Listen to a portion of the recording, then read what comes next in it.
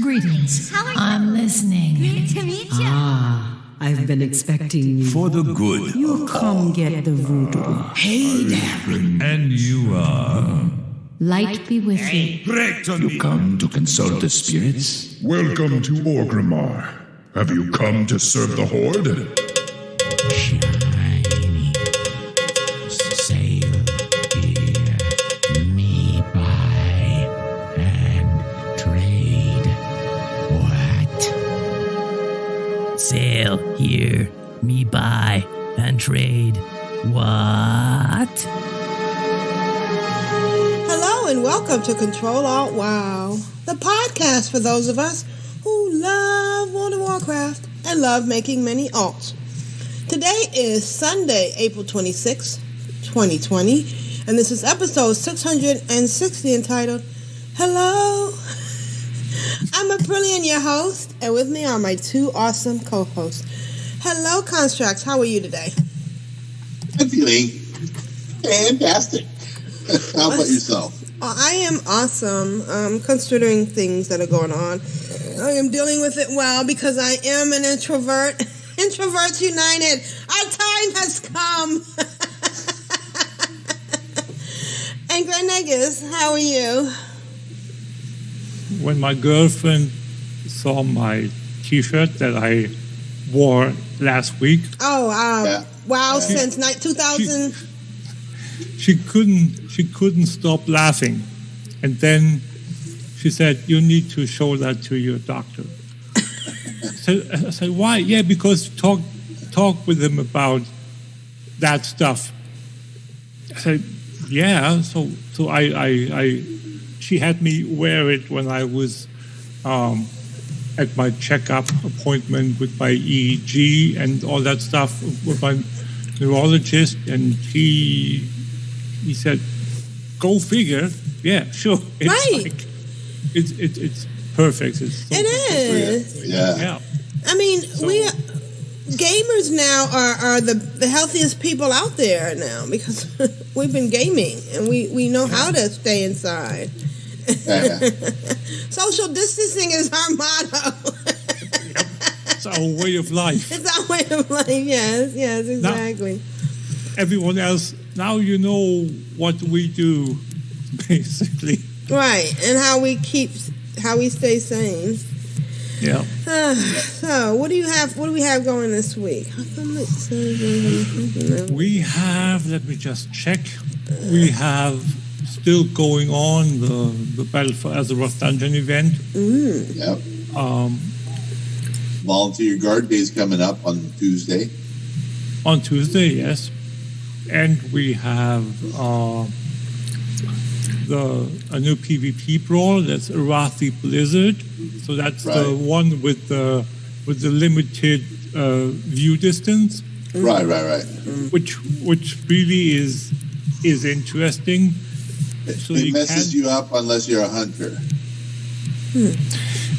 Even then, you only have the view distance that your mini-map lets you see the dots of the opponent. So that it's still more limited than challenge, normal. Yeah. So, and then we have Pet Battle bonus week. Next week, I'm not sure if we are going to have a Super Squirt Day. Let me just quickly check up on that. We're doing this. How do you check up on that? Is it on the website? Yeah. There's a map. I mean, a calendar. I'll tell you. You have the WoW the Warcraft pets. They have a list. Oh, okay. And here it is. We have 2020 in Europe. The two we had are gone. January 28th and March 13th. Friday the 13th. That's gone. All right. Our two in the U.S. and Oceanic are still to come, both. The next one is May 3rd, so that's on. When is it? 1, 2, 3. That's on Sunday. This coming Sunday. Right. We are going to have Super Squirt Day. Oh, okay. So, and that next Sunday. Yes. Okay. Yes. Gotcha. Next week, well, this coming Sunday. Today in a week from today. Right. Yeah. The Sunday that's following this Sunday. Correct. At the end of next Saturday. Whatever. And then the next one after that is June 17th. But that's like still ways off. So, but yeah. So within this cycle of pet battle bonus event, if you want to level your pets using that method of Super Squirt Day, you have exactly from the time of the recording, you have 1 week to prepare. So you can do it on May 3rd. Wow. I'm almost over.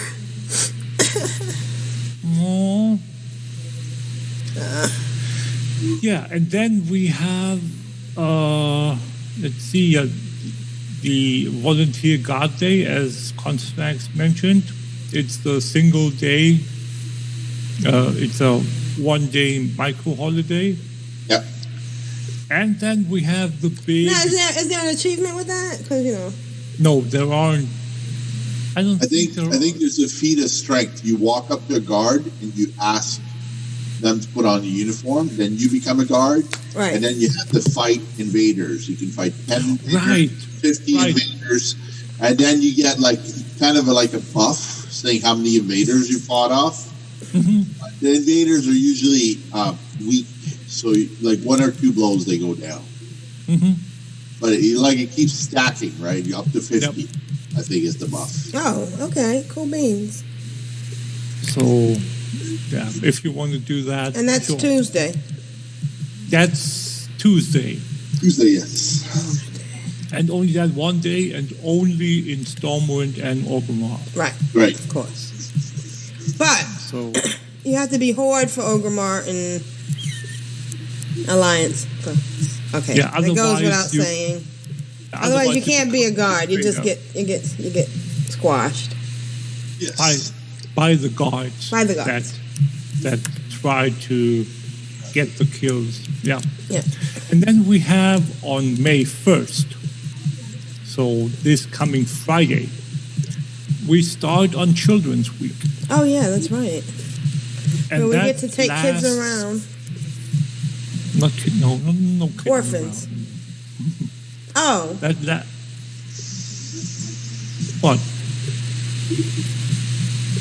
No, that lasts through Thursday.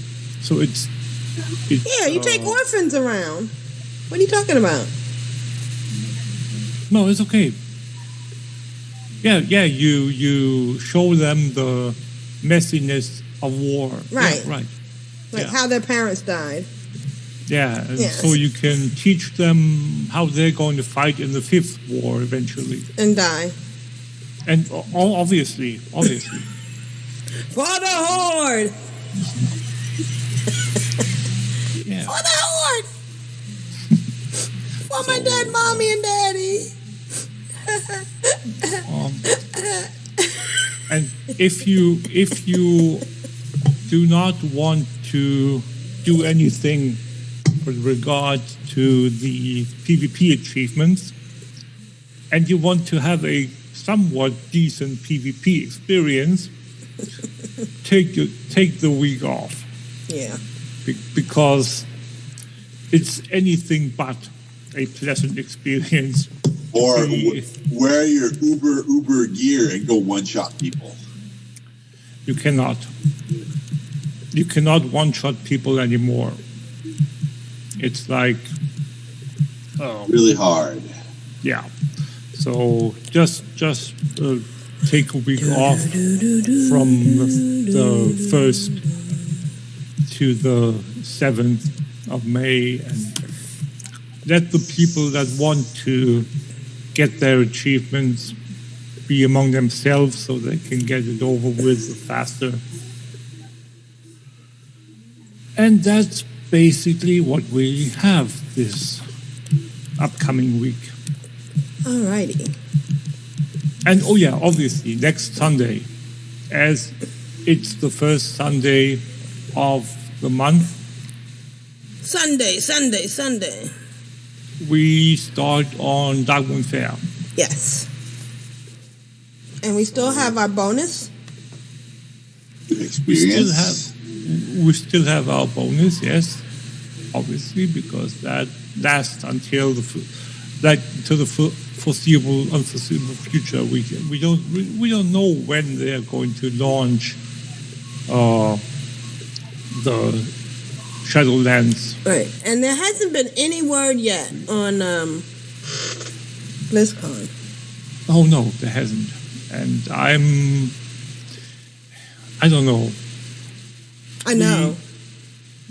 Because here's the thing, and I don't want to put a damper on anything, but winter is going to be a resurgence. Oh yes, yeah. People say, "Oh, it might, it could be." No, it will. It will. There is no if, but, or when. There is. It's going to happen. Yes. Only question is how prepared are we, and how much of a resurgence will there be? But there will be one. As one of my buddies in World of Warcraft said, "You are not prepared." Nope. Nope. Was that the guy with the horns and the wings? Yeah, I think so. Yeah. I'm falling. Why am I falling? I met him a couple of times myself, and he was like, yeah. Yeah, he said we're not prepared. We weren't prepared this time. Nope. All right, so it looks like the thing to do is PvP, and PvP if you want to take your kids around. I might actually try that. I don't know why I've always been a little bit afraid of it. It's interesting because in VR, when I play in VR, I do a lot of PvP. So why don't I PvP in World of Warcraft? I know why. Because I'm afraid of people telling me I suck at my class.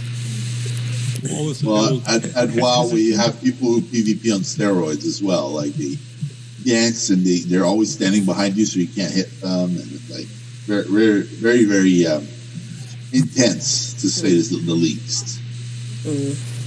Yeah. It's tricky. All right. Who do we have in the chat room today? Besides Duvasay. Hi, Duvasay. Duvasay says she contributed to the leveling this week. Yes, I see that. A lot of levelers. Woo! Right now it's just Duvasay, myself, and the bot. Okay. Hi, bots. Thank you for stopping by. We appreciate it. All right, let's get this party started. Woo. I've had a fantastic weekend. Wow, it's very comforting. Those battlegrounds where you're not necessarily putting out more damage, but you feel like you're contributing more by pushing all the buttons all at once. Bad boy, what you gonna do? What you gonna do when they come for you? Contracts, how's your weekend WoW going? My weekend WoW is going pretty good. I've been doing a couple of things. I went back into the auction house, and for some reason I was making 30 to 50K a day, and I was like, this is weird. Right. I haven't made any gold whatsoever for a couple of days, and then I got to the fourth day, and it dropped down to like 100 gold a day. I'm like, okay, back to normal. Okay. So what it is I have goods on the auction house that require blood soulbound mats. Oh. And those soulbound mats are hard to come by because the quest isn't always up to earn the not the Bloods of Sargeras. What's they call this time around? I forget. the other stuff. The other stuff that's there in your bags along with the other stuff that you can't use or anything but soulbound materials. So anyway, so I don't have any more of those soulbound materials, so now nobody wants my stuff because it's just transmog. If it's not soulbound raid gear, then they don't want it. Right. For some reason, I don't know why, but my druid earned her conquest weapon.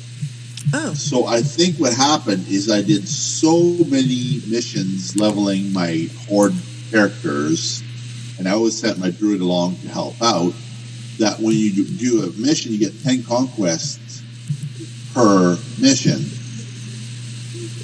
per world quest, right, when you do the incursions. So I earned enough conquest that I got my 440 corrupted weapon. So Nice. I was like, wow, that's impressive.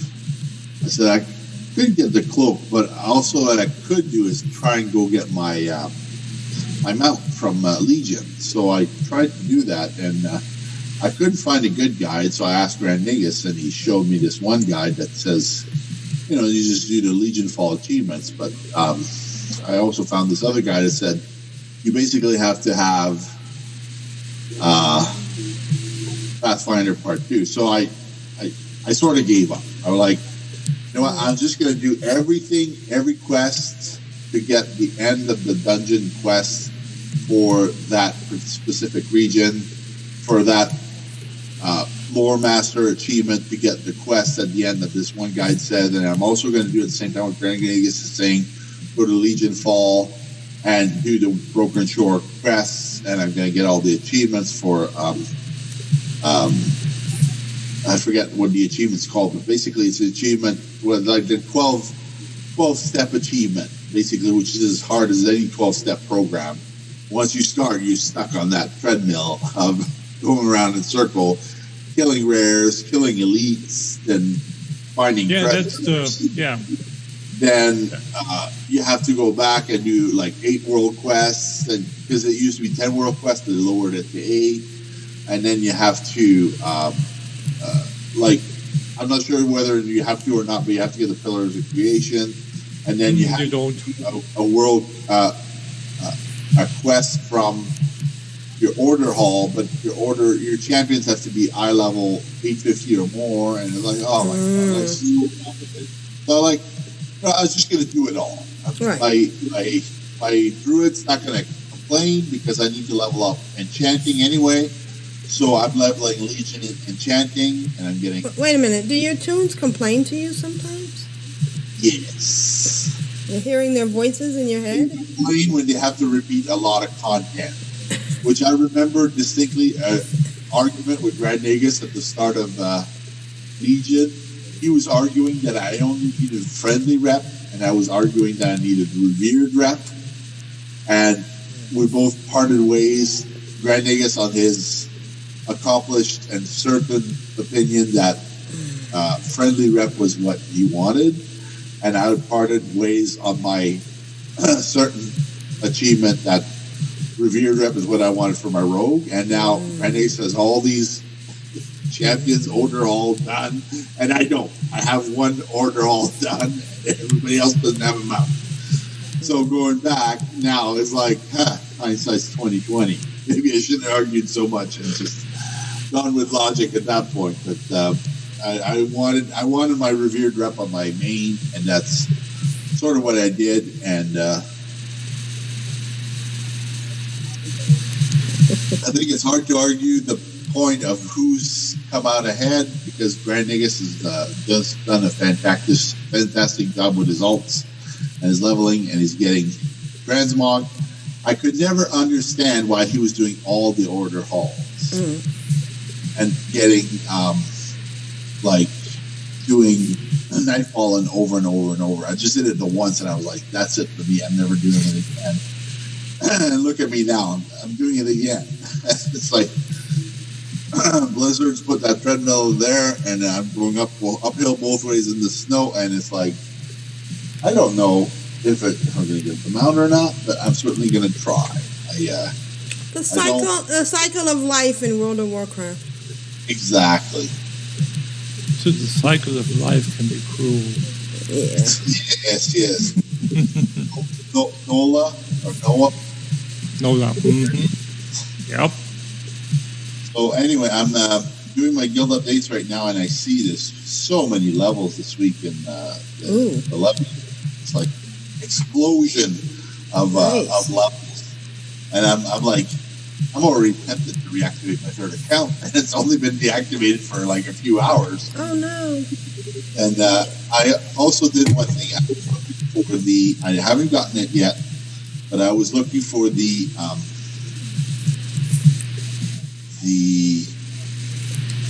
long forgotten hippogriff. Mm-hmm.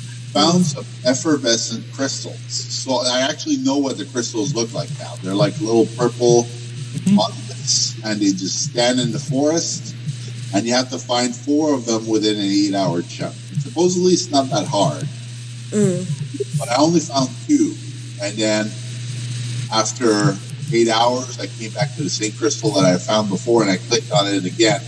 It respawned. Starts to cycle over again. Oh no! I hadn't found the other one, so I got west of the area. So I got Lore Master in that area. I got Azuna Matata. I got No Mountain, Ain't No Mountain Too Tall, and High Mountain, and I got That's All Folks in Valshara. And so like I did the 3 zones. That's all, folks. That's all, folks.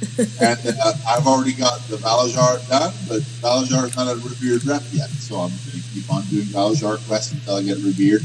Nice thing, though, is when you kill a boss in a dungeon, or when you do a quest, you get 300 rep. So revered rep come very, very quickly. That's the nice thing. Like a couple hours, you're done revered. It doesn't take weeks anymore. It just like takes a couple hours. And then almost all the quests have something to do with revered or exalted for enchanting. I got this spell that's called Mark of the Hidden Satyr, which you get the 2-star recipe from Xavius and Darkheart Thicket. So I might run that one a couple more times, because apparently Mark of the Hidden Satyr you can put on your enchanted neck piece while you're leveling your alts. And it does this beautiful purple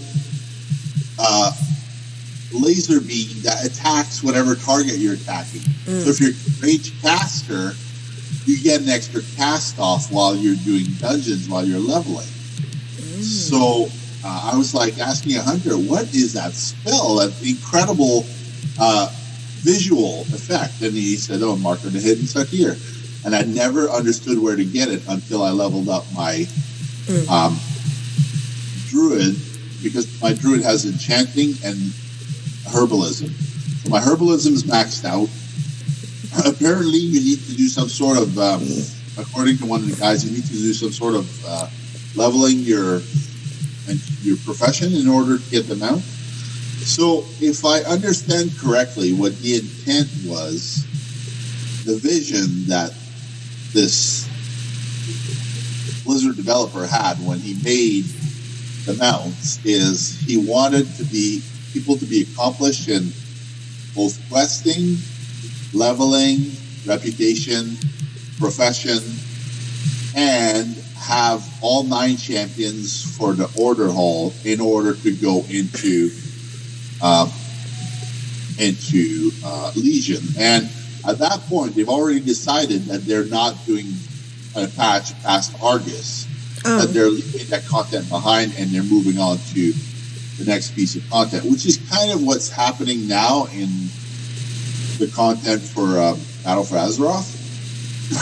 They could put out another patch, but people have already sort of abandoned these progress bars that we're filling out to 100% to get artifact power that's going to be drained at the end of the expansion. That people like this treadmill is stuff that we're repeating over and over and over. That's not going to be really used for anything. So Blizzard's like, well, we can't just keep pumping money into this expansion, but people are already going back to do their mount runs. They're going back to do their previous achievements. They're working on the next thing. So let's just put out the PTR and see what happens. So, as I understand, Coltrane's already got the PTR. So there's a number of people who've been invited to do raid testing, and they're already in there testing out the early launch of Shadowlands. So, and Blizzard is specifically looking for people to raid test the raid content in there. So they're not going to be leveling a lot of things to see how the mechanics of different things work. They want to fine-tune the encounters to make sure that when people get in there with their actual live character, that they can beat the bosses. Because there's something to be said about the boss is too easy, you try it, you kill it on the first try, or you're still there for 4 hours and you can't figure out how to kill it. So I'm really interested to see what's going to happen in alpha and beta. Mm-hmm. I put up my name for the alpha. I haven't gotten an email, so I reckon I haven't been invited. But then I can go look at the professions, which was what interests me, is the profession system. Yeah, let's see. Yes. If we get an invite. Right. Yeah.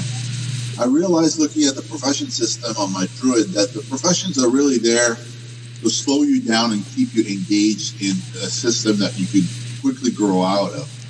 Like back when the expansion dropped Legion, it would take 1 or 3 days to level to max, and then you're at max. Like you don't have to stay playing this expansion if you don't want. You can level all your classes to max. You could do other things, but the profession system, the 3-star system, is there to keep you engaged for a long, long, long time in order to keep the players in the game doing the things that not all of us want to do. And I was doing the certain things in the profession system. I was like, oh, I'm exalted. I can go get the 2-star recipe and then hope for a world drop. And some world drops I've already gotten for the 3-star recipes and some enchanted stuff. I was like, this is a great recipe, but it's not current anymore, and it's not of any use to any of my characters. So it's like, it's sort of an era gone by. It's useful for leveling my profession in Legion, but I can also level that with Dark Moon Fair. So you have to gauge where the Dark Moon Fair is going to be the most productive. Once you max out the last expansion of Dark Moon Fair, like once you're like at Zendalari 175, if you get any more points into the profession, it goes into the previous expansions. So it'll go back to Legion, let's say 47 or 52. So it'll give you 5 points in your previous patch that's not level. Or let's say you never finished. So it gives me hope to finish leveling my Legion, what is it? Leatherworking, I've never finished. I think I've got every other profession except leatherworking and jewel crafting. Those are the 2 that I always keep last for the end of the expansion. Sometimes I get lucky and I get it done early in the expansion. I went and I did my farm a lot. Like, I did my farm hardcore for like 5 days, and then I was like, I got to get out of the Sunsong Ranch. I did it so much that I put in the show notes last week. I got a red cricket from Show because Show became my best friend. When your best friend, he gives you a red cricket as a male. She gives you a red cricket as a mail-in reward. So I also asked her to work on my farm because I want something different than she'll be drunk all the time. I don't eat any vegetables anymore. And I don't know why my druid got the 6 recipes from Nomi's Test Kitchen. So now a druid's getting the recipes for Nomi to burn everything. Okay. I mean, if you go around, you get the initial ones. So the initial one you pick up, then you get the quest, and you go back to Dalaran, and he gives you the second one. So with the completion of his quest to get the 6 total, you have 2, and then you go around. Either you you kill rares or you? And I got Dirge kicking chops or like some real recipe from the fighting guy, and he showed up as soon as I got the recipe. And he goes, "Hey, come visit me in Dalaran." Yep, that's normal. As soon as you learn it, you. Yeah, my druid's not really high on cooking, so I don't know how she's ever going to finish up those recipes, but it's something to do as we're killing down the rest of the expansion. The thing that I'm grateful for is that I'm hoping to... Oh, there's one thing I did that was really bad. There's a quest in Eye of Ajara that you get the quest and you can't complete it until the next week. There's a joke quest where you get the quest after you kill the final boss.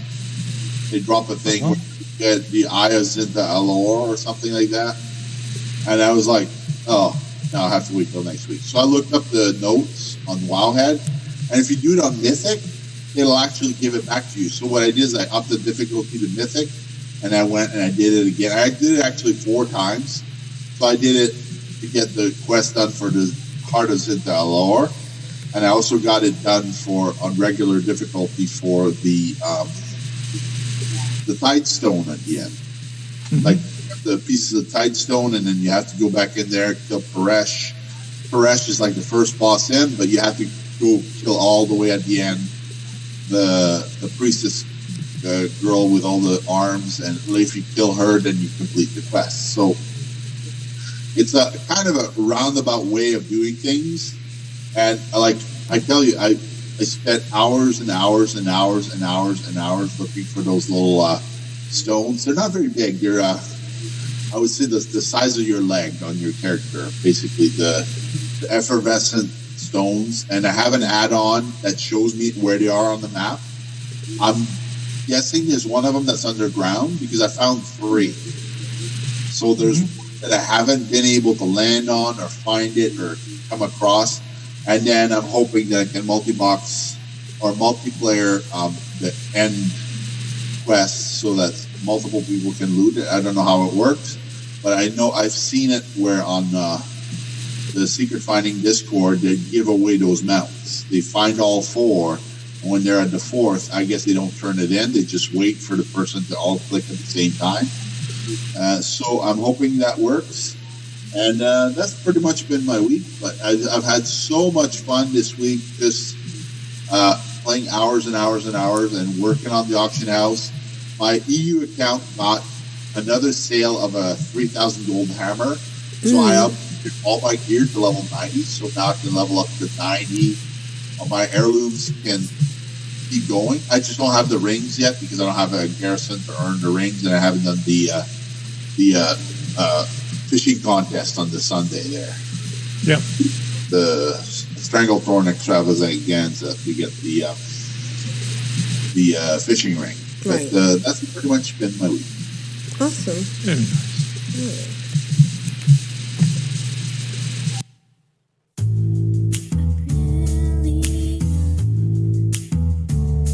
Oh, excellent. Oh, how you doing? I get excited. I get giddy and love making many alts. My dog is trying to poop for the Horde and for the Alliance. It was funny on my head. So, Brilliant, how has your past week been? Well, I spent some time on my level 60 Warlock, MI. I think I just work on him because he has such a unique name. You know, 2-letter names are hard to get. Yeah. Aprillian is my Warlock, my main Warlock. That one right there. You can't see her behind me. She's beautiful. It's so funny because I laugh at those skits. There's a group. Oh, I'll put a link in the show notes that does these little videos about online about gaming, and one of their skits is about how the same piece of equipment that you put on a male character is huge and big and sturdy, and then you put it on the female character and it's a bra. Nope. Yeah. But, I mean, come on. Isn't she hot? Yeah. Yeah, Yeah, and those rose-colored glasses, that's a whole helm. So, anyway, so I've been working on me. And then it occurred to me that this bonus is going on. So I got out April. And April's been doing a bunch of stuff. Although, it's kind of odd for me because, you know, I leveled Aprilia to 120 in Suramar because she was doing the whole Night Fallen thing. Yeah. And that ended up, you know, giving her mad XP and stuff. And now she's 120. And now I have April. And she was supposed to do High Mountain. The Torrens there. Because, you know, that would have been cool. But you can't do High Mountain rep without having flying. You just can't. It's not going to work out. You can. Huh? You can. Of course you can. It's just way more difficult. Time-consuming. Yes. Yeah. Because you can't. There was so many places I would try to get to, and I couldn't get to and stuff. So I kind of gave that up. So I am now thinking. What my thinking was. Where am I? My thinking was to take her around. So the buff is just for killing, or is it for all things? No, everything. Okay. So actually, she just she can't get there from here. I actually took her into her mine at the garrison. I mean, just because it's there, then it's a little bit of XP. We went back to Shalinar, and I went out to kill some withering. And I got no XP because she's 116 and they're 110. So now I gotta find a different place for her to get some XP. So that's my next thing. I'm also planning this week, mark my word for next episode, to do some PvP. Nice. Yeah, I just have to learn my craft. I can do that. Oh, you know what I should do? And I'm gonna stop and do it right now. I'm going to update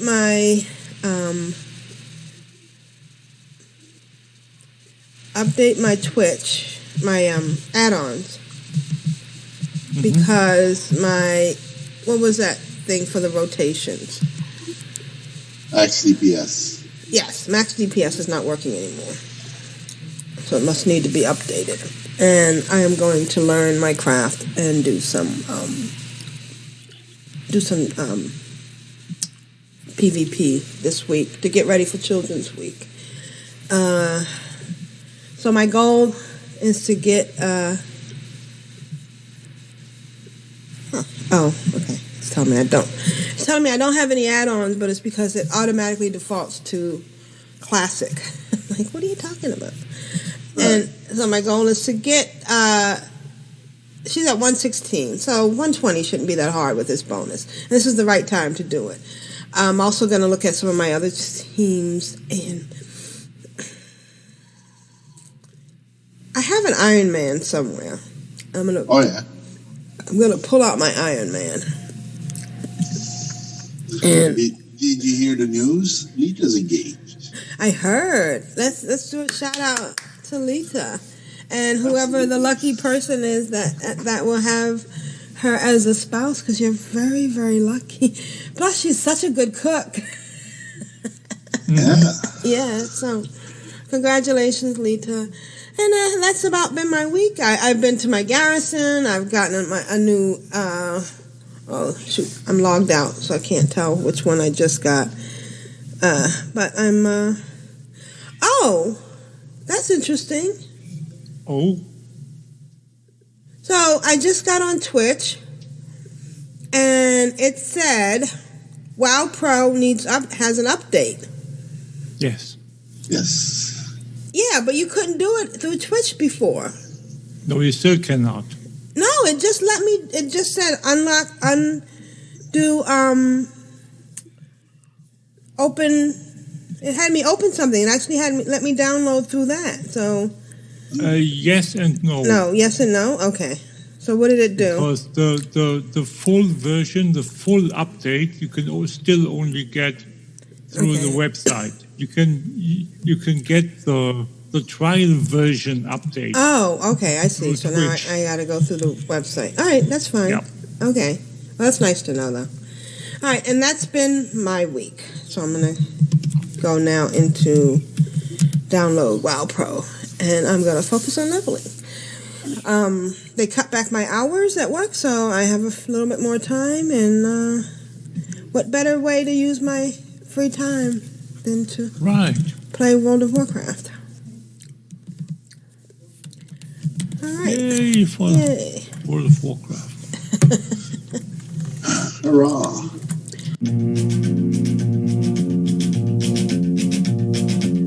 I find it very, very easy to be true. Am allerschönsten war es doch zu Haus, und doch zog mich einst in die Welt hinaus. Und in der Ferne suchte ich mein Glück, wer kennt den Weg zurück. And now it's time for Add-on Spotlight and a whole bunch of other things with Grand Nagus. Grand Nagus, what do you have for us this week? First of all, I have to say, figuring out the intricacies of that transmog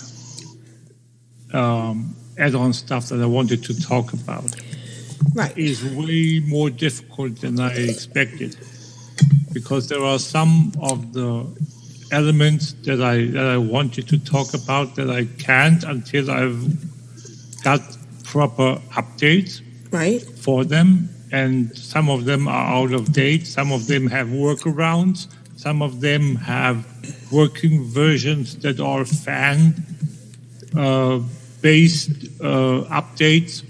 So it's still something I want to do, but it's still not finished, because there was I can't remember if I talked about this 2 weeks ago. Jeppy and Asheo had some add-ons they talked about with regards to transmog back in the day When they had a podcast. When we had that, when we just had the closet, right? And some of the add-ons don't work anymore because Blizzard removed some functionality from the game. So they would still work if Blizzard hadn't removed the mechanics and altered the way that the game works. So, and figuring that out is a bit more complicated than I had hoped. So,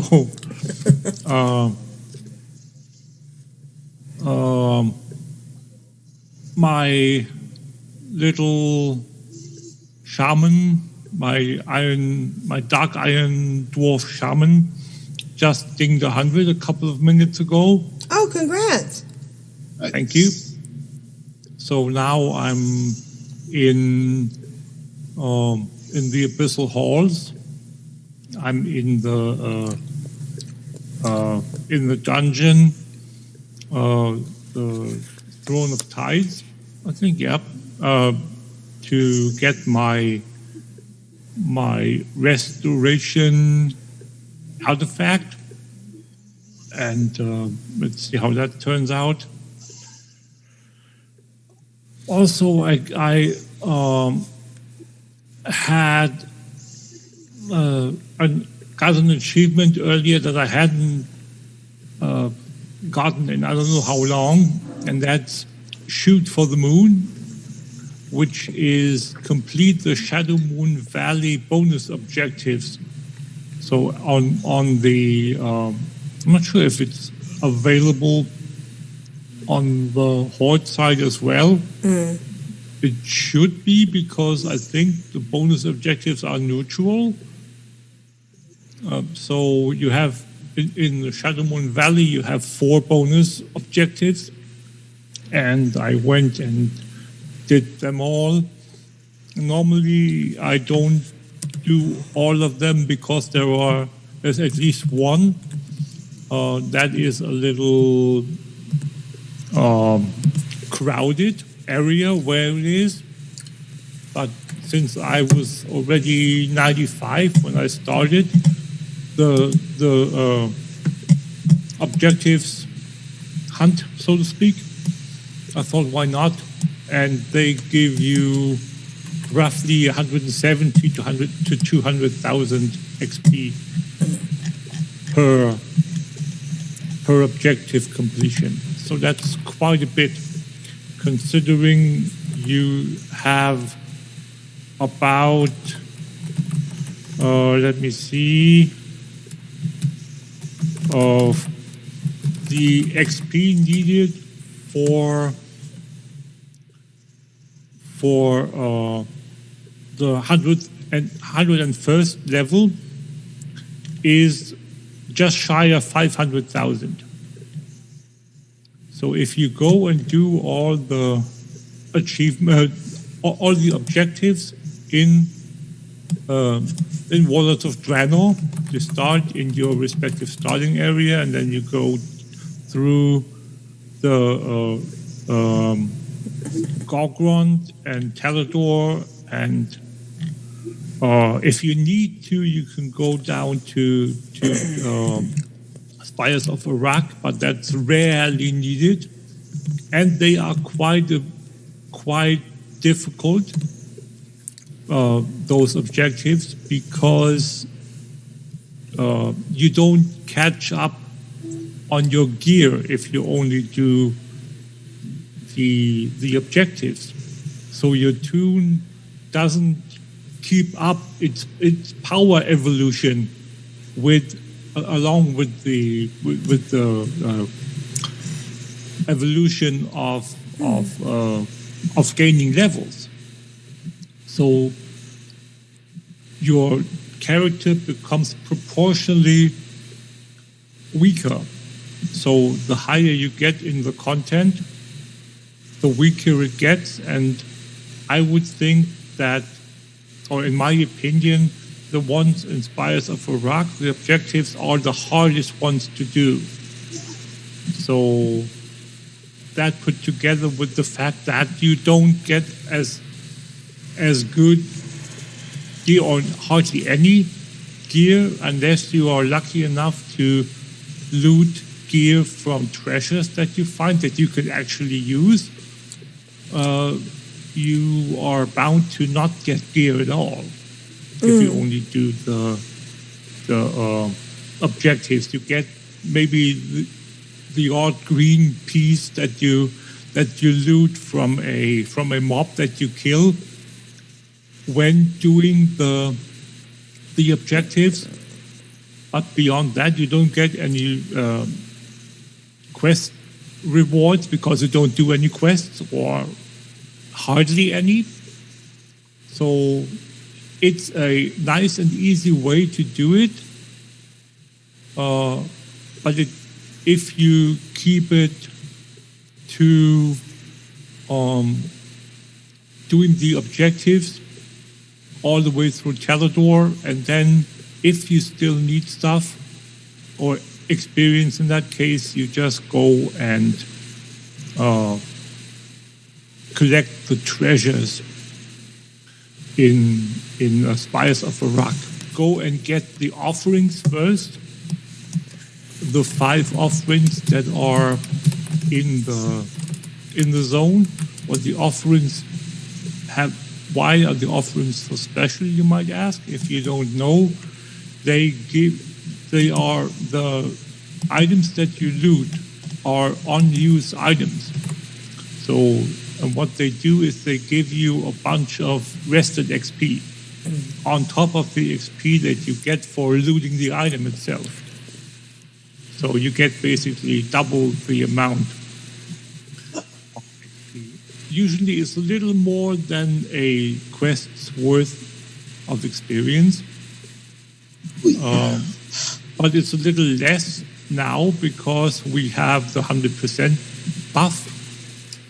So that offsets the whole thing a little. But still, it's very nice, obviously, to get more XP, be it indirectly. So that's the method that I use. Obviously, I can fly. If you cannot fly, it's way more difficult. But still, the method is sound enough, except for me going to 2 areas in Shadowmoon Valley to collect 6, 7, 8, 10 or 11 treasures there that you can, some of them, 5 of them actually, you can only get when flying. You have to quest into unlocking the zone where you go to pick up the treasures. If you can fly, you can just fly over the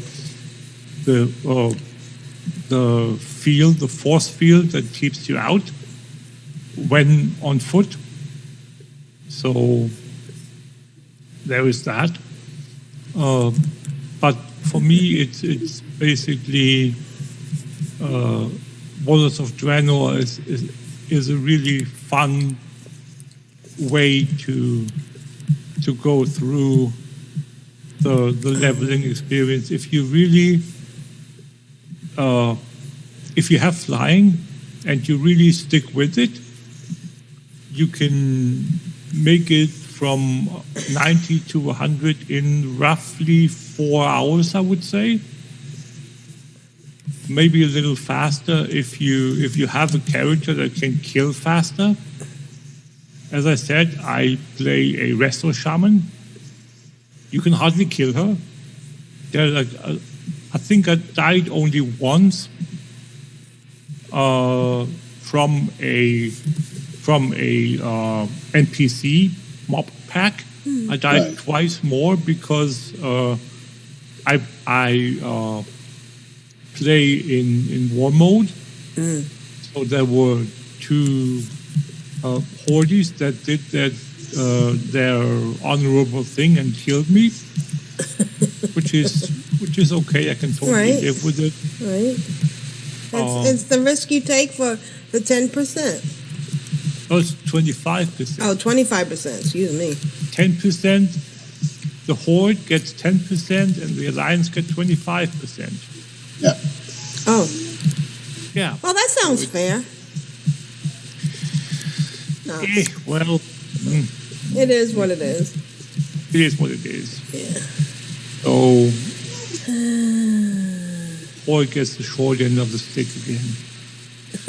But yeah. That's because they have the dominant faction, so they can level slower. I don't care about semantics. Right. They have 25, we have 10. That's all that counts for me. So yeah. So short end of the stick. Yeah. My other tune. Let me just think. My warrior is level 66 at the moment.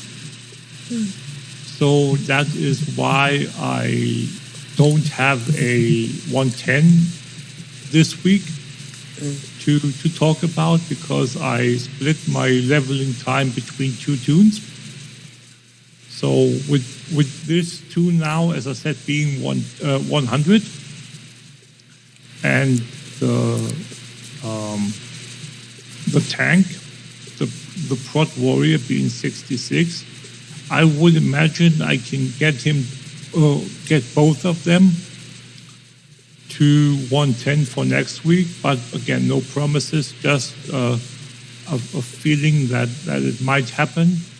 Again, the warrior is a horde tune, so they're 15% less experience. That definitely makes a difference throughout the leveling process. Unless you go into dungeons. This tune, the shaman, has leveled in the open world for way longer than I expected it to, but I just had to get out of those dungeons because living with the quirks and I'm going to say it, stupidity of other people. Not saying everyone is that way. I'm just saying, but the few can ruin it for everyone else. Right. Oh yeah. It's absolutely insane. Sometimes it's like, yeah. Yeah. I feel you. And there are just cases where you can only take so much. And for me, that was at one point. That's why why the warrior is still 66, or it's only 66, because I couldn't take it anymore. It was like, you're not leveling fast enough. Why do you run ahead? Well, I'm standing behind you. What are you talking about? And the first thing I do when I enter a dungeon, I mark the tank and the healer. Right. And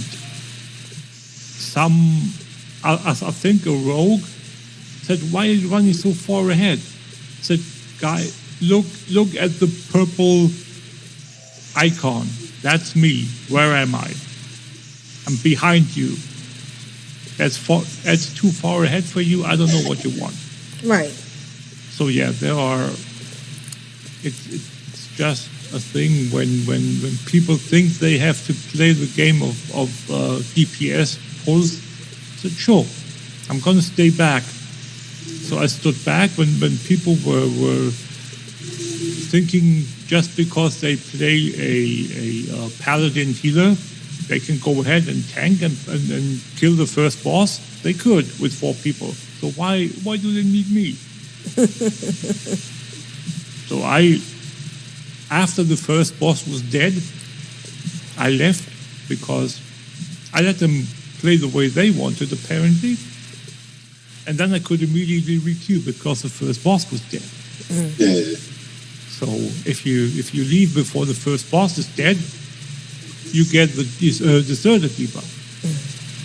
So I was prepared to jump in whenever it was needed, but apparently they could do without me. So yep, okay. I don't have an issue with that at all. So there are just these things where no, I don't need to put up with that. So just as the boss was dead, they kicked me. Good, thank you. Saved me from kicking from clicking leave the dungeon. Right, saved you some effort. Yep. Okay, that's good enough. That it's their fault, and only their fault that I didn't do anything. Yep. I mean, swallow my pride is a thing that I do from time to time, but not on a continuous level. Not going to happen. So, with regards to, we talked about this a couple of times already, Shadowlands and the upcoming expansion and alpha and the eventual beta and whatnot. There are a few changes that are interesting that we should talk about. Normally I don't talk about that stuff all too much, but something was kind of interesting, I thought. And that's the changes they make for flying. Right, that is interesting. We don't have any requirements for for Pathfinder anymore, for Draenor and for the Broken Isles. So you can, as soon as you learn flying on with your tune, you will automatically, as it is with Northrend now, and with Pandaria. Remember when you had to buy them as skills, Right. like the cold weather flying and the 7 flying? Yep.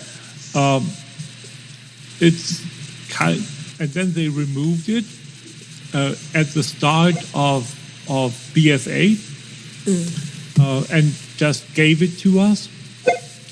It's the same thing with Draenor and Broken Isles now. So the Pathfinder, although the achievements are still there and you can still earn them, they don't give you any significant special advantages anymore, unless you are a mount collector and you want to get the mount. I can't remember what mount it is. It's one of those 3-headed things, Sky Terror. Soaring, there it is, Soaring Sky Terror. When you get the Draenor Pathfinder, the reward besides the flying ability is the Sky Terror, Soaring Sky Terror, and the buying of the flying, you don't automatically get the Soaring Sky Terror, so you have to do the Draenor Pathfinder to earn that, if you choose to do that. And then there is something else with the flying. We lose 1 flight speed. Oh. We have, at the moment, we have ground mount 60. That's the initial riding skill. Right.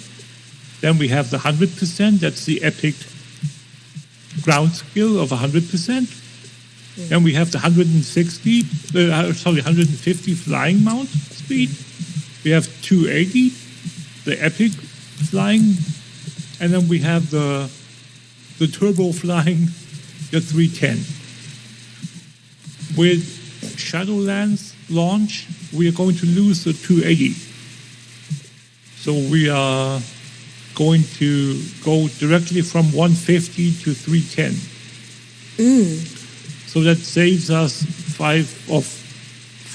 between 4,000 and 5,000 gold, depending upon how high your reputation with the respective faction is from which you buy the skill.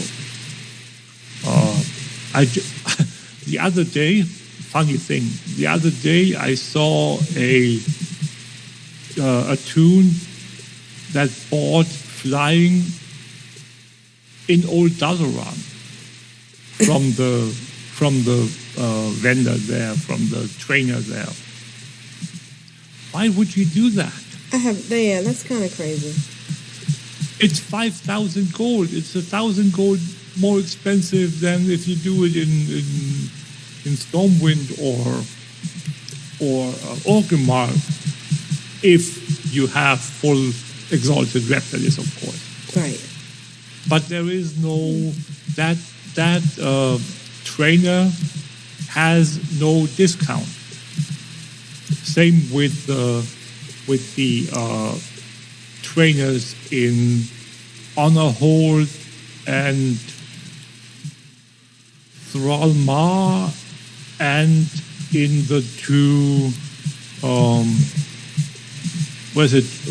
Windhammer Hold in Shadowmoon Valley. I'm not sure if there's one in the Horde base,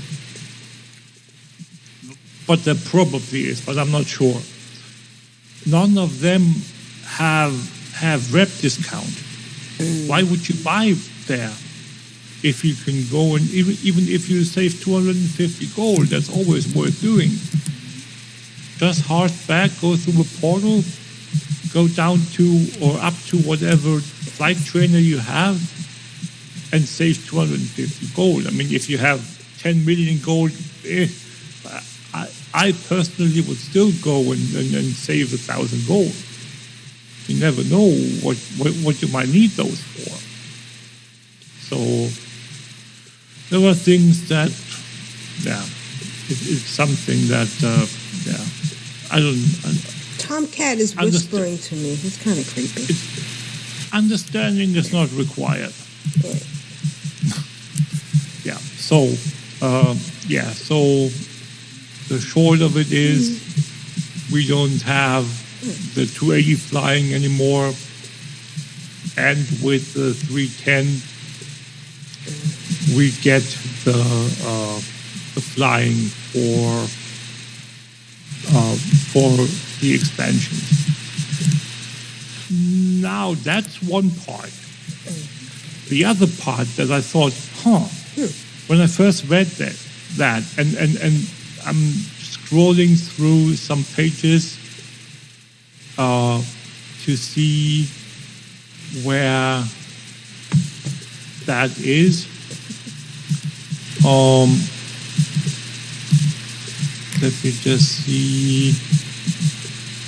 That's not it.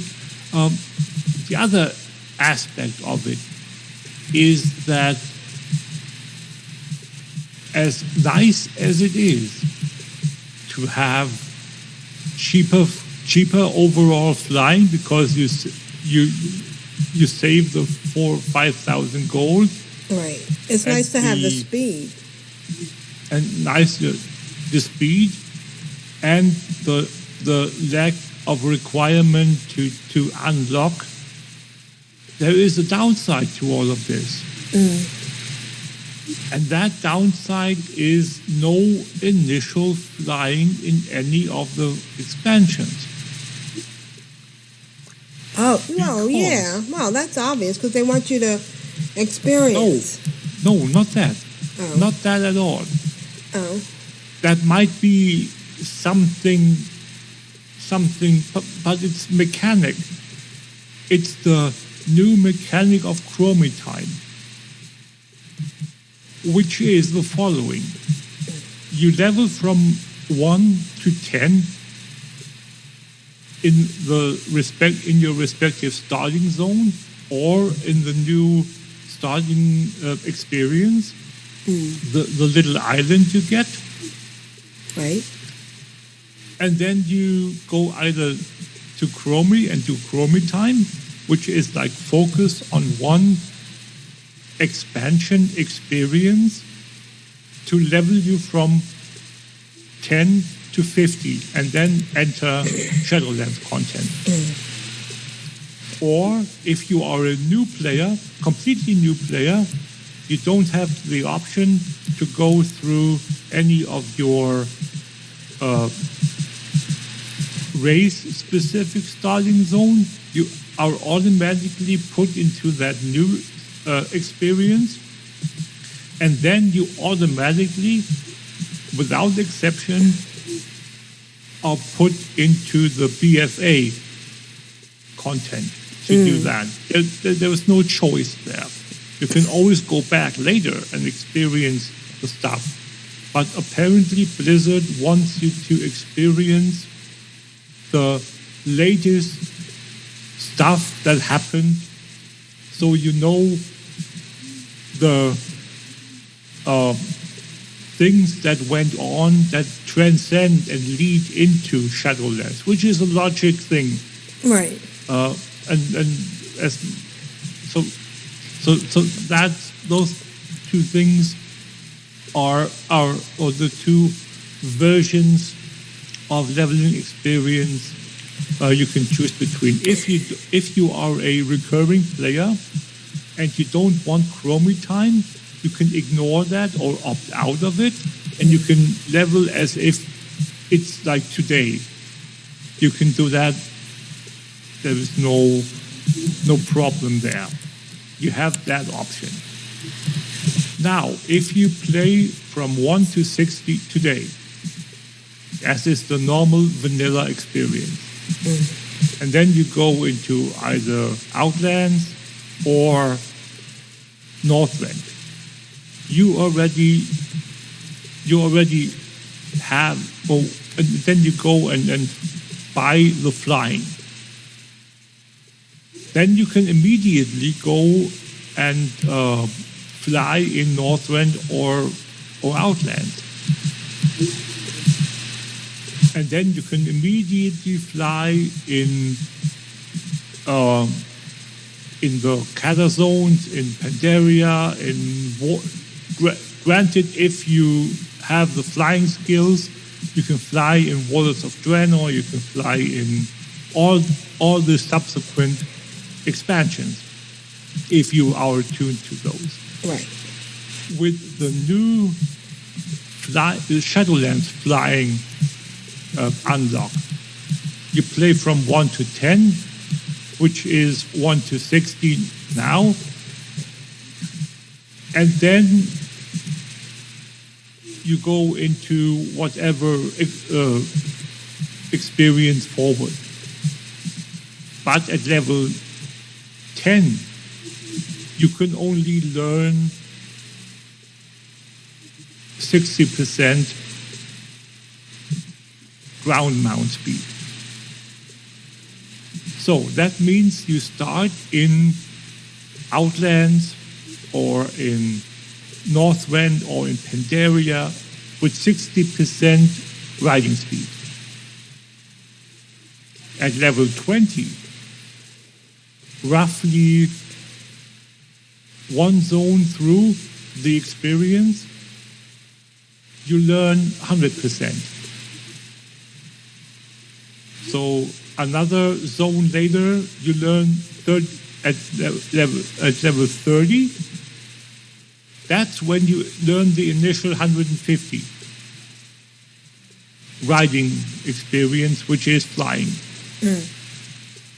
So you have to quest in the open world for 20 levels without flying, which is basically, I don't know, it's maybe 2 expansions worth of if that. If that's enough, maybe 2.5 to be able to learn the riding skill. So that's going to be a totally different experience for each and every new tune, regardless of whether you are a new character, a new player, or a recurring player with the 173rd Alt.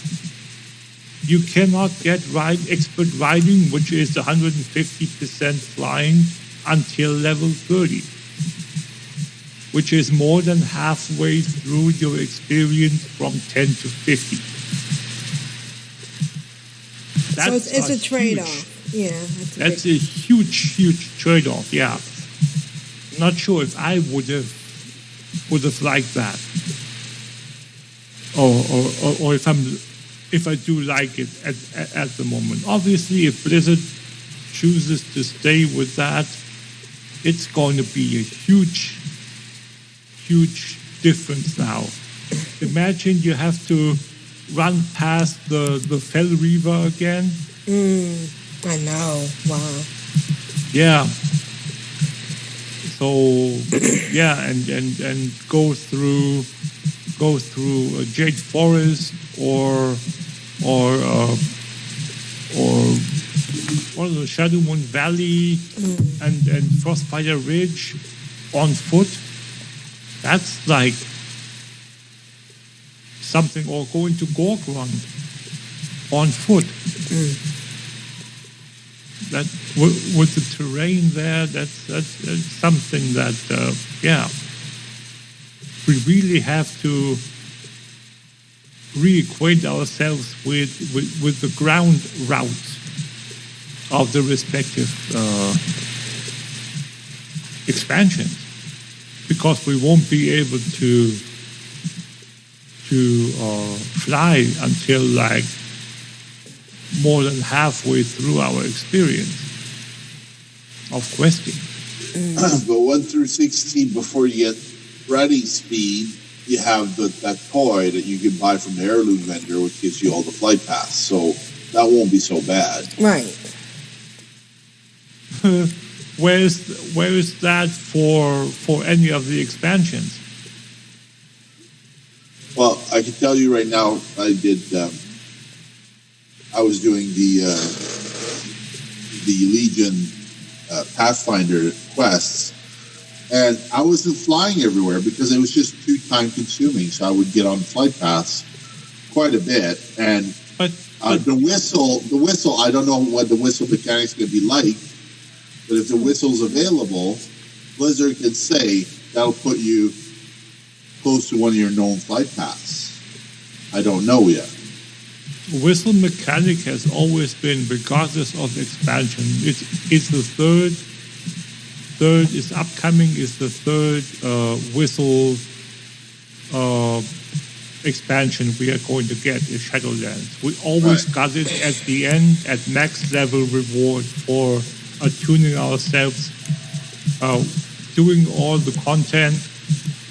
But that's at level 50. That's the end of it all. We don't need it anymore then. There's nothing, and we have the Azeroth and the Kalimdor, the Eastern Kingdoms and the Kalimdor toys. Yeah, that's it. But there's not but those experiences you can choose, obviously, sure. Right. And level through those, but you still will not get to fly until you're level 30. And I must say, what you're saying is a valid point. Right. But mentally, quote unquote, having to restrain myself from going into any expansion content just because... That sounds very Klingon about the ritual mating there, having to restrain yourself. You'll find a way. Yeah. To go into a expansion because you don't have the quote-unquote luxury of a toy that provides you with flight points, that's a bit far off. Yeah. And we don't have that. We don't have that. The only advantage that Legion gives you is that it will, and BFA for that matter, in a slightly different way, but technically the same, is that you get flown and you have the respective intro events, and you get flown to the respective zones, or you can you can negate, so to speak, the flight points unavailability because you have the special bubble to talk to the flight master in Dalaran to tell, not to ask where can I fly, but take me to Azuna, or talk to Catguard to be taken to Azuna, go to the war chief or the king to go to Stormheim, talk to the flight master to be taken to high mountain and so forth. Right. But that's kind of a way, that's kind of a cheat, and it still only rewards you that one initial flight point, and you still don't have the whistle, because that is only granted once you, in what way, shape and form you go and finish the experience, you will only get the whistle at that point. And if you don't unlock the flight point, the whistle is no good. It will take you back to that initial flight point, regardless. You always need to unlock a flight point to make it, to attune it to the whistle, regardless of where and what you do. So I don't know. It's something that Blizzard. I think they've thought long and hard about it. I give them that much credit, but I'm not sure if I'm satisfied with the solution that they came up with. Not with the, as I mentioned before, with the new range of levels required for the respective riding rank, but for what that means for the characters. I can see that if you are a new player, that you need to earn them. I would, in my opinion, I would like to get to a possible solution. I would like for Blizzard to let me go and buy a tome like we had when we had the Northrend flying. Right. And you could give it to your own. Pandaria flying for a modest fee. Say it costs 6,000 gold, or it costs 400 gold instead of 250. Or, see where I'm going with this? It costs a little more than the normal riding skill, but you've already earned it, yeah. The advantage for getting it early is the higher price, but you can choose that, and you've unlocked the flying already. And if you're willing to pay that extra amount, you will get the flying speed at level 10 or at level 20. Level 10, because that's when you get the first riding skill. I would think that is a good compromise. So, and the people that haven't ever played the game before, they have to attune themselves. They have to, quote unquote, do the Pathfinder Light, so to speak. Play a character, regardless of how, play a character to level 50 once, so they can unlock the master riding. And once they achieve that, they can then gain access to the respective tomes. So you can have a tune that's level 20, and from then on out you gain access to the BOA item that gives it level 20 riding skill early, and the same thing with level 30. Once your account reached one tune with that level, you gain the expert riding skill tome early as a BOA, and so forth. I think that's a way to do it where Blizzard takes out even more money out of the economy, and people are quote-unquote satisfied that they have a path to work around that restricting mechanic. So I think that's all I want to say with regards to that. I'm not sure if that's something that people can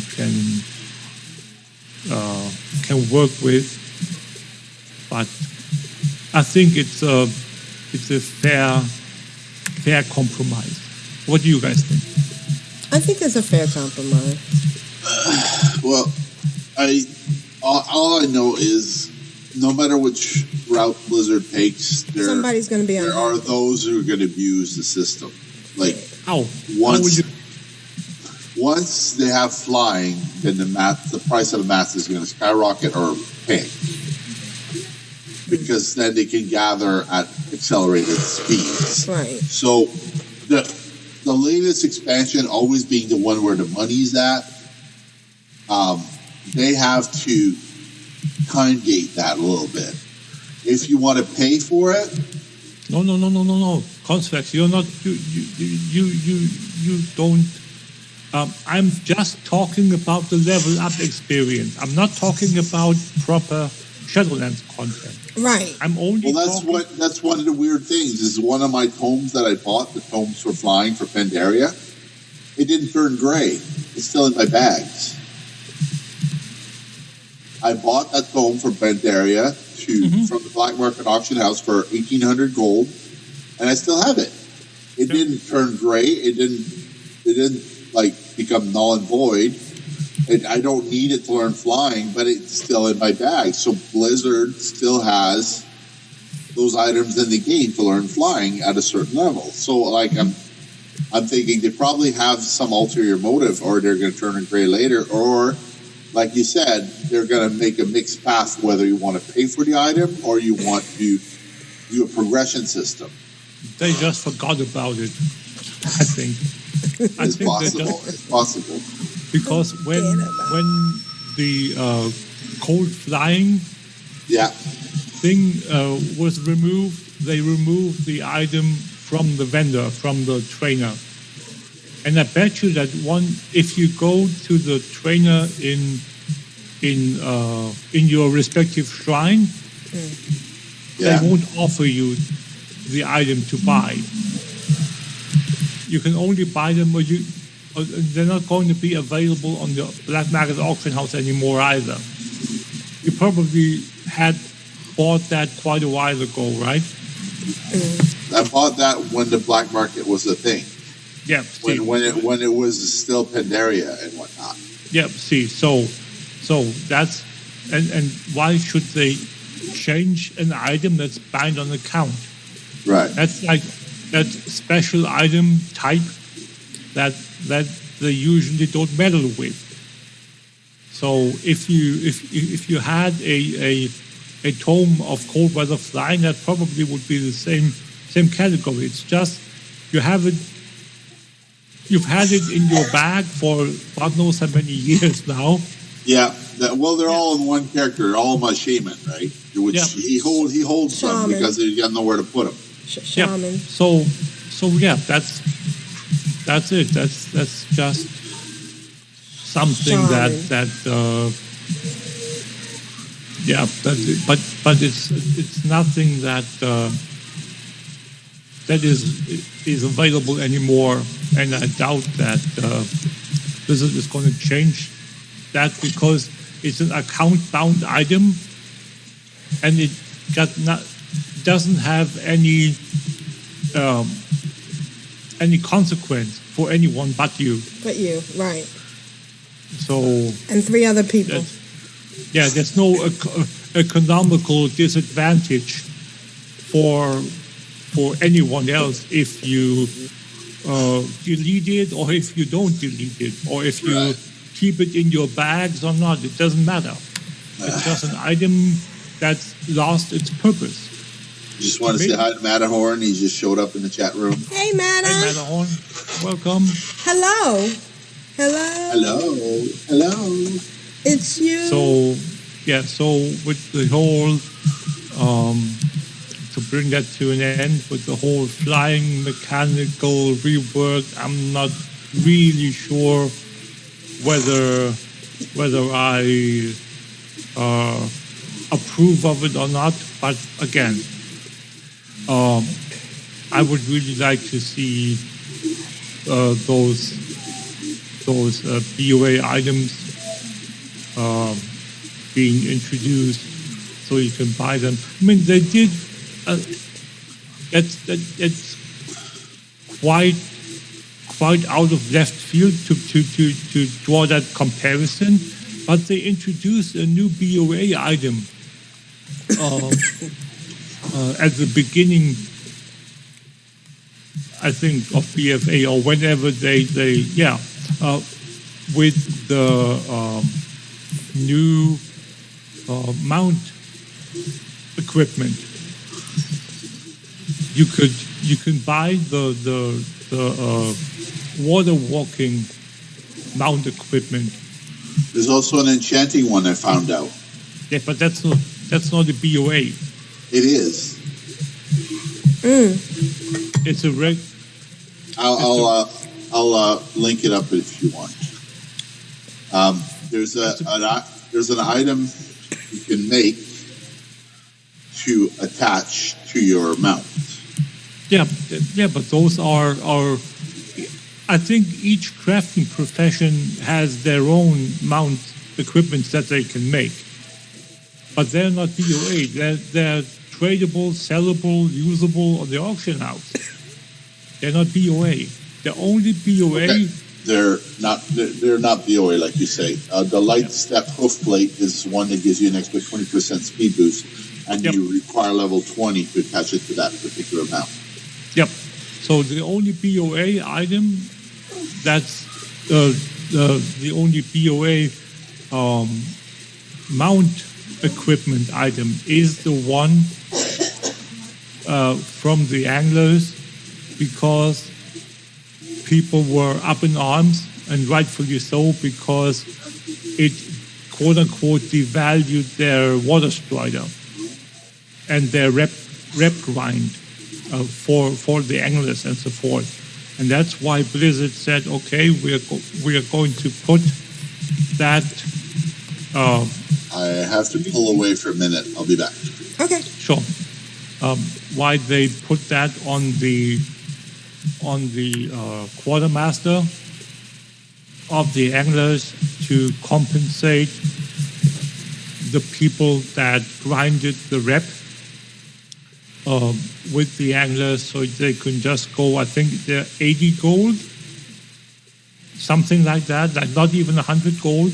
You go and buy one of those BOA items, those equipment items, and then you add them to your respective character in the slot. So, but that's the only reason why this one item is a BOA item.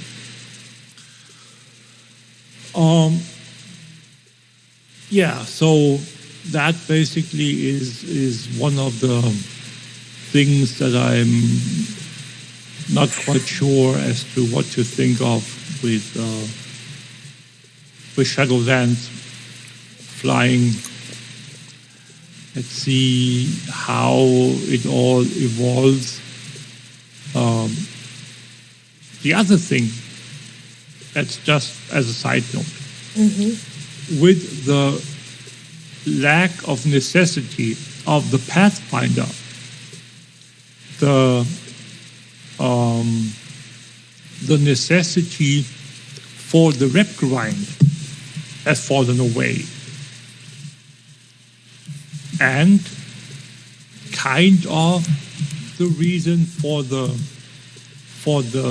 buff that they have given us now has fallen away. The main reason, the only reason left now is to gain rep,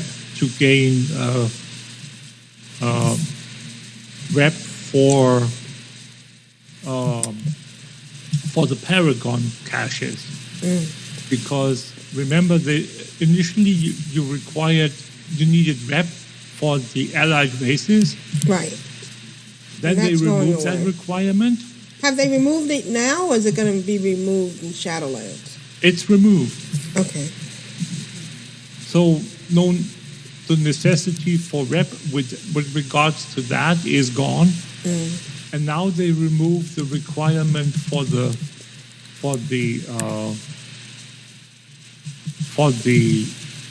Pathfinder. So I can fly now? No, not yet. The only Pathfinder that you can work on now, where it's meaningful, is the Pathfinder BFA. That's the only one where the buff still makes sense, because even though the Pathfinder for Draenor and Legion gets removed, the buff itself doesn't cover Warlords of Draenor. So there is no buff there. And the buff doesn't count for Legion anymore, or well, it does count, but the necessity, as we said earlier, for the Pathfinder goes away when Shadowlands drops. So the only real reason, or the two only reasons, are if you want to grind Paragon rep for either Legion or BFA, or if you want to work on your Pathfinder BFA. So there is still some use for it, but it's greatly the validity of it has been greatly diminished. Let's put it that way. So it's, yeah. And can I say one thing before I end? The Revendreth Zone preview I'm seeing on MMO Champion. Since Blizzard, we don't have alpha access yet. Just saying, hint, hint, not. It's insane. It's absolutely insane. Revendreth is where if my Warlock should ever be able to play Shadowlands content, my main for 10 years now. If he would ever be able to play proper content again, that's where he wanted to go. But with the boulders that they've thrown in his path, it's probably not going to happen. So how do you feel about that? Let me just say,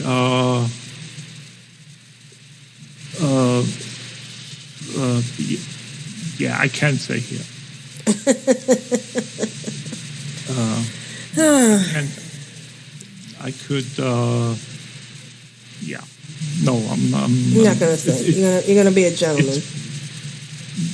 Very much so, yes. But if you look at Revendreth, that's an insanely beautiful zone that we are going to get there. Blizzard has outdone themselves in so many ways with that zone. Is that the vampire zone? Don't they have an angel zone as well? Oh yeah, but that's like, no, I mean, this is absolutely insane. I mean, if you go into the blood wing of ICC, that's like the flair of it all. That's like how it feels. Yeah. It's that's the closest that I could think of. off the top of my head where you like spooky and black and red and absolutely. I mean, think of the infested part of Val'Sharah. Yeah. Without the infestation. So I don't follow. You have without the infestation. Is that just Val'Sharah? Val'Sharah is green and lush. Yes. Okay. And then you have the corrupted part that is dark and reddish because of the corruption. Take away the physical corruption and just have the trees without leaves and dark and that's what it looks like. It's still red and black and those, just not the infested spots around and the infested stuff in Val'Sharah. It's so awesome. It's absolutely insane. What you're saying is your warlock's already scoping out the place for a hideout, right? He would if he could, but he won't. As I said before you came back, he can't because he can't play the game anymore. The thing is, I would just pretend that like you're lying to all the allied forces and just go and secretly join up with the queen there. Let's put it this way. I've written 6 or 7 tickets so far. Yeah. Oh, wow. And it's like, nope, not going to help you. So apparently what Ian Hazacosta said back in the day, where it's a proper warning of you are going to make this choice, and this is not the choice you want to make unless you want to stray from your path of either being a loyalist or being to one or the other side. That's not what happens there. So, and I'd rather not play my character that I've played for 8 years and not have him become a traitor to the Dark Lady than just going through with it just because Blizzard tells me either you have to or just leave it be. So that's how it is. And and that's why I don't have a main at the moment. And probably never will again. Unless they change. And unless they stick to their guns and change their policy or find and tell us that what they said way back when it was introduced, that they're going to stick with that and not with some phony excuse. So, yeah. And that's been my week. Awesome. Oh yeah, one more thing. Okay, Columbo. One more thing. You're still recording? Yes, I haven't stopped. Good. I didn't get a chance. When Constructs, when he earlier talked about the long forgotten hippogriff, Right. Yes.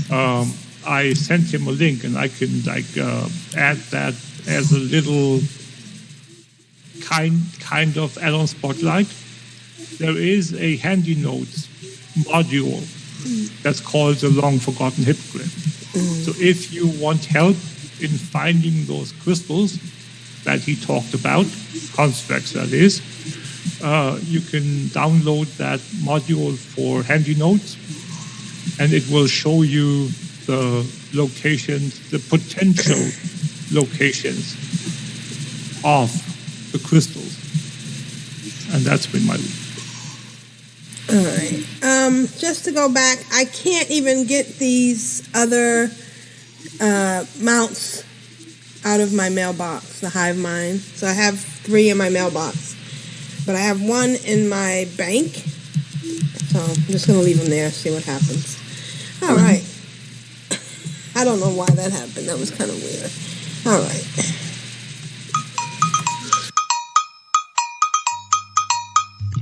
I guess it's time for email now. Emails, folks? Email. Email. La data. You've got mail. Who's next? I'm addicted to you, baby. Lovely little email. And Kyle writes, hello, everyone. I have audios attached. This week's Blast from the Past is brought to you by episode 407. Enjoy, Kyle. And Kyle has a week himself, which is always nice. I mean, the Blast from the Past are wonderful. They're absolutely beyond wonderful. But when we can hear about Kyle's week, it makes it doubly good. It's like two taste treats in one. Thanks, Kyle. That was funnier in my head.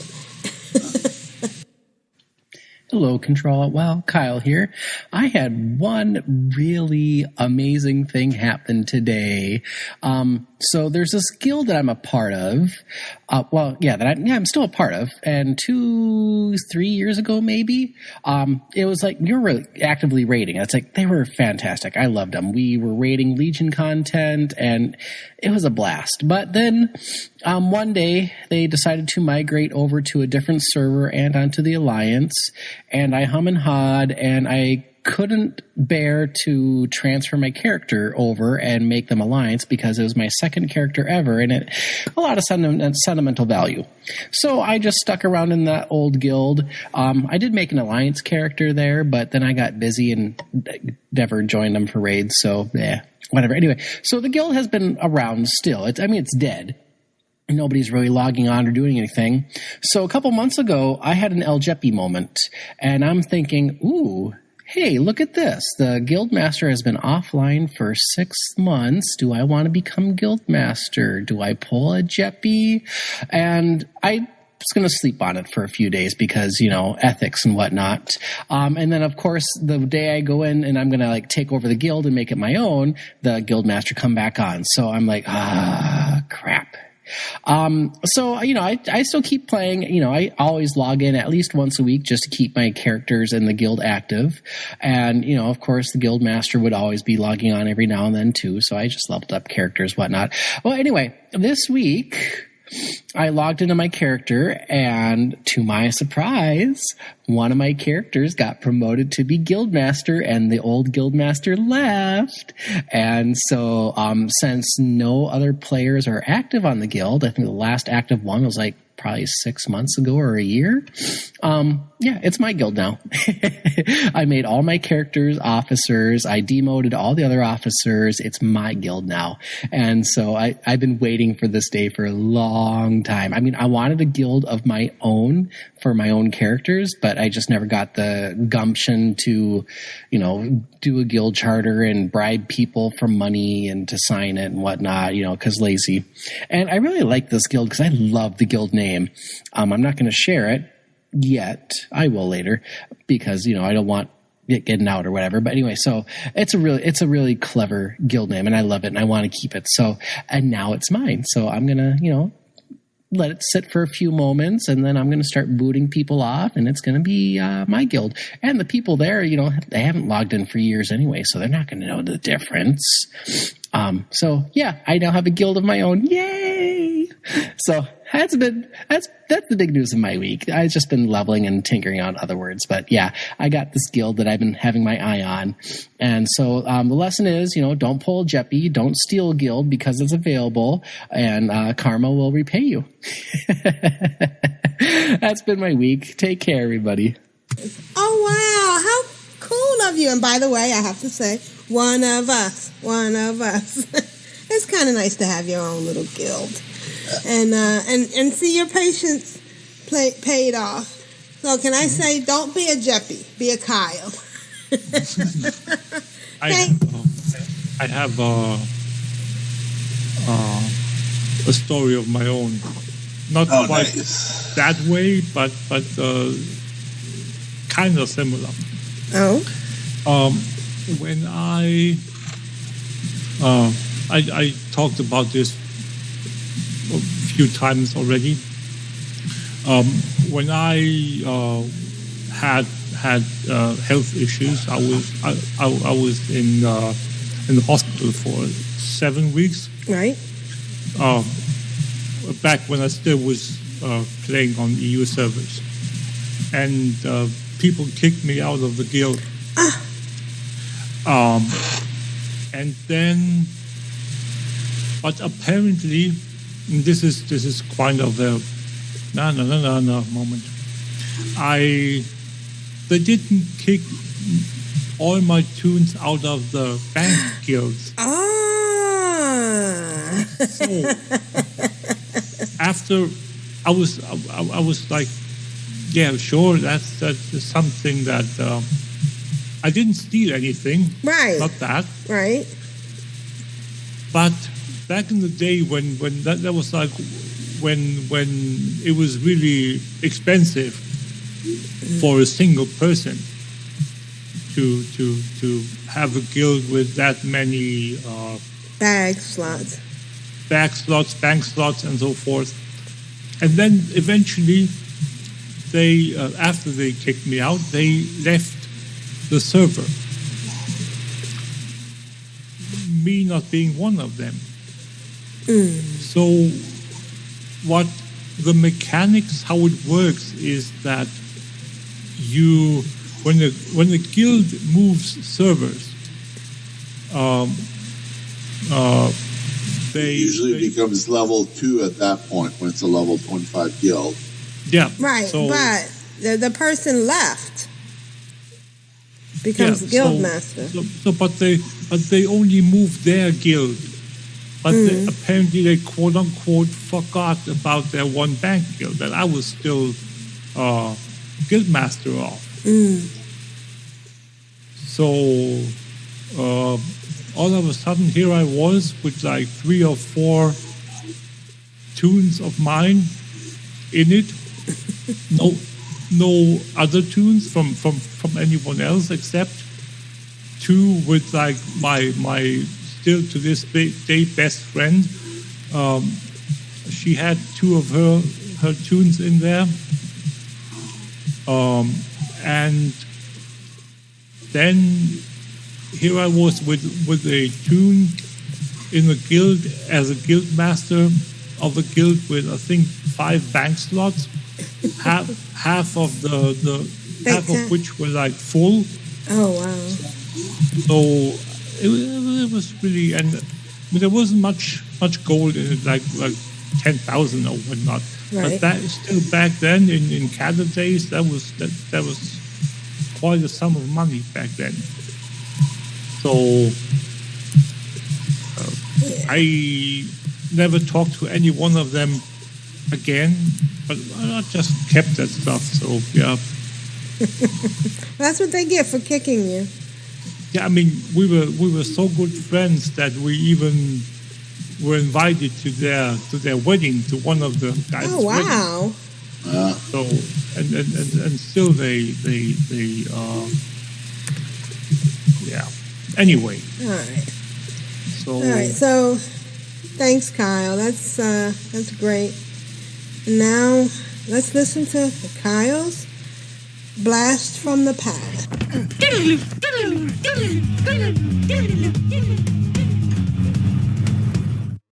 And this is episode 407 entitled, Who Needs a Big Pink Love Rocket Anyways? I'm Aprillian, your host, and I don't have a big pink love rocket.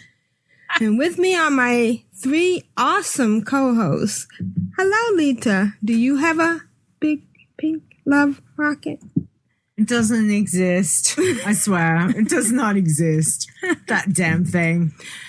I bet Rogue Slayer has one. Nope. No big pink love rockets of any sort. And Deidre? No, I've never even seen one. Wow.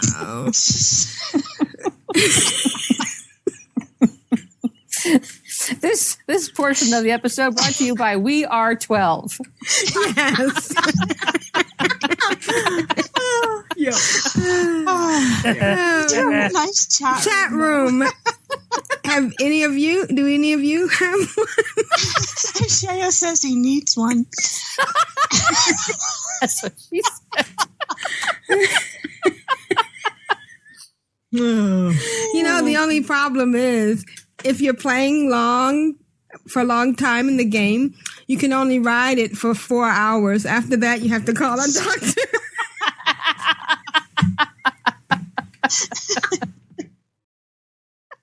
Oh gosh.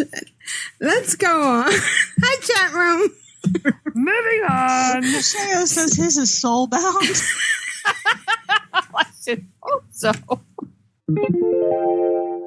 Yep, so for the last couple of weeks, I've been playing Farmville 2.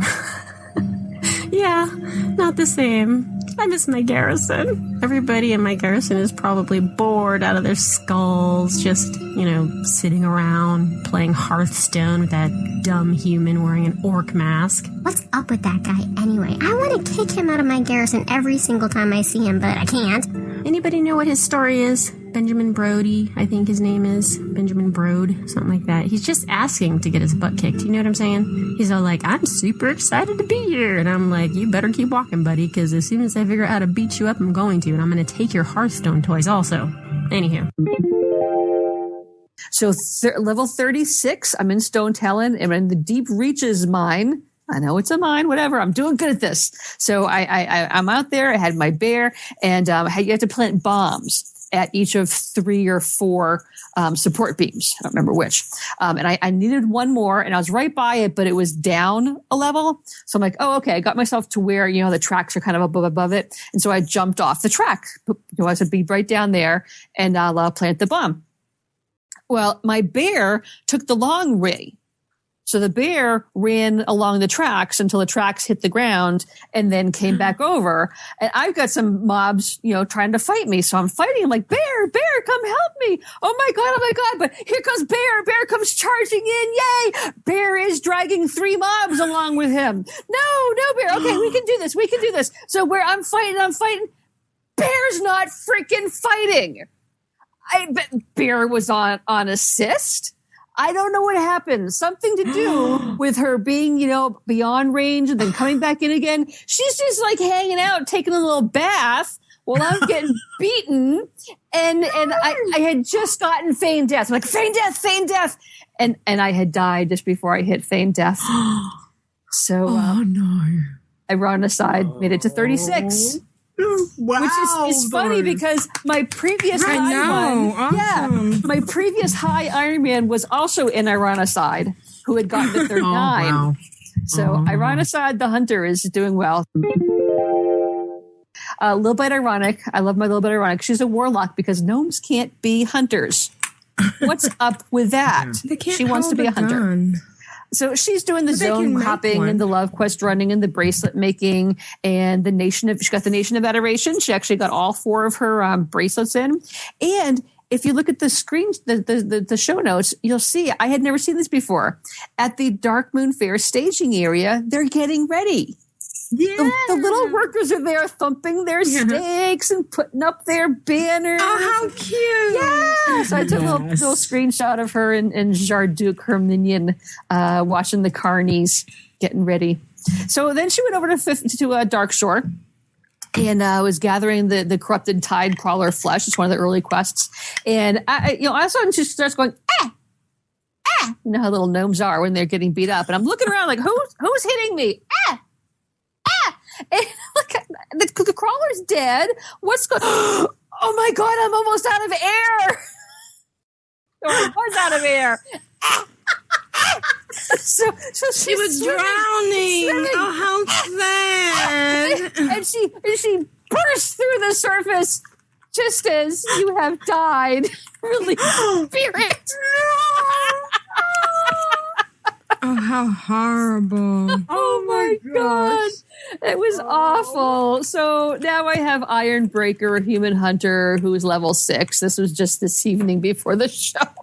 But yeah, I was so focused on those crawlers, I wasn't watching. So I called that drowning by narrow focus.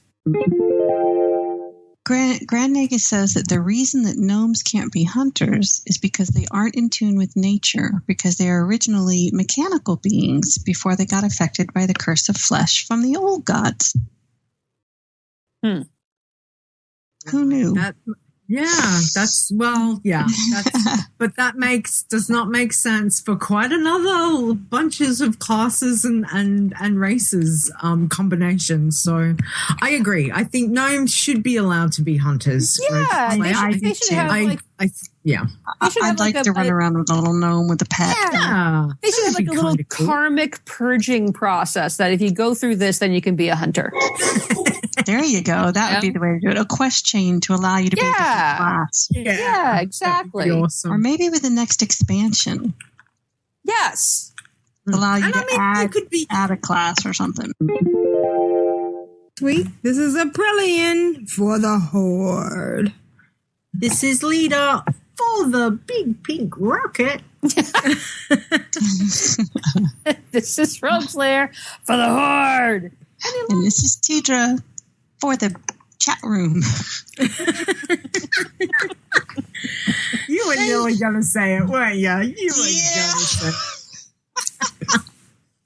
Thanks, chat room. And I hope somebody somewhere gets a big pink rocket this weekend. Yes. Or this week. Yeah. That would be awesome. And if you get one, oh, wait, is it a one person or a two? It's not a two. It should be a 2. 1. It's a 1? Okay. That's just a whole other layer of double under there. You know?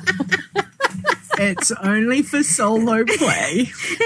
This is Control Alt WoW for the 12-year-olds. Bye. I think we kind of skirted our clean tag, but that was funny.